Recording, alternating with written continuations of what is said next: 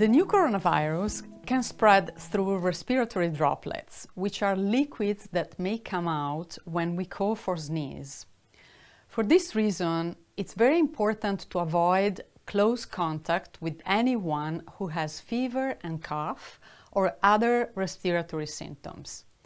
In practical terms, we recommend keeping at least 1 meter distance from a sick person.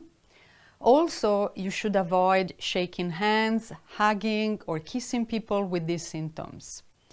If you need to take care of a person who has fever, cough, and difficult breathing, do not forget to wear a mask and, in particular, to practice hand hygiene. If you need more information on how to protect yourself from the new coronavirus, check the WHO website at who.int.